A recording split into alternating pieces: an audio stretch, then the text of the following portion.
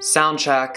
This is the AIDS Eulogy. It's sort of a mystery how this thing managed to kill my entire history. Generations of my queer ancestors, brothers and sisters of color, finally taking the initiative to love and only finding their the barrel of a gun. You want a trigger warning here? Fine, we're talking STDs, and I see you can find some compassion in your soul, the compassion we needed long ago. In 1981, my first brother died, starting a tidal wave, dooming me in a way. The gay cancer swept the country. The Republicans in power decided they'd let it devour. 35 years later, here we are, 35 million dead. Let me get this one thing through your head. I belong to a group that is oppressed. When standing before a doctor, my life within their hands, they press the button that opens the door down into the floor saying, "You're damned." Standing in this hell, maybe because someone wanted to ring my bell. God, I want you to hear me. I don't blame you. I blame this crew that say they do what they do because they do it for you. The world has dealt too long with HIV, and due to a lack of aid, we have AIDS. I want to say that love is the higher power, and we will no longer let this thing devour our bodies, hearts,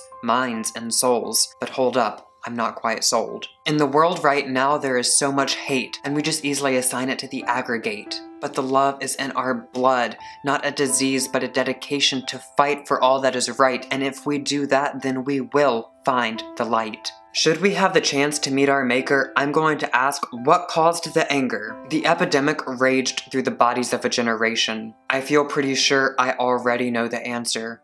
The diagnosis is a world broken down. Events unfolded, and prejudice reared its ugly head, at only a cost of a few million dead. Faggots, druggies, and people of color. Sinners struck down, body bags abound. The disease really put us in our place. My God, keep me from spitting in your face. I simply take a breath and look into your eyes. All is not forgiven, but we are equal in our humanity. That is why I extend my hand, for I will rise. It is an extension of standing for what is just and what is right. And even though I did not live through this plight, I represent those that did not make it to see the next light. The body of heaven may well be too full, but the bodies on earth have trouble finding their soul. The message is clear. We have a journey ahead. And maybe one day I'll be able to lay in my bed and not fear my body being overrun by a virus that watched as millions spun out of control. I'm taking the authority back. By the power vested in me, I see my history. I acknowledge the wrongs that were carried out, but I refuse to pout, for tomorrow the sun rises anew. A new day for all of us to say, love is love, not a sin. Love will trump hate. Love always wins.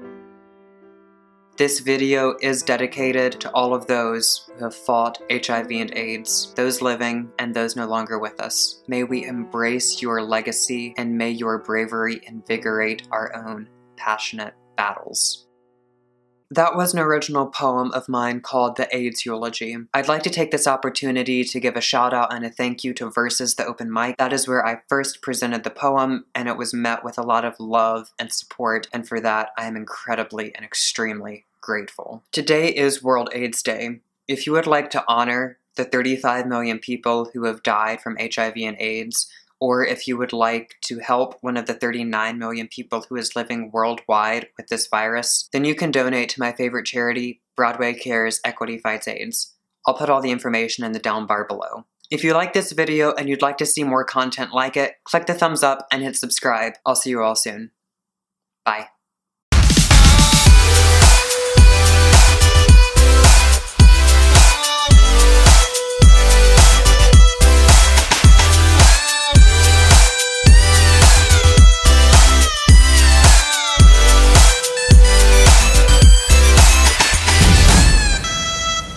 There's a bus outside my window. Boop ba doop ba doop ba doop ba doop boop boop.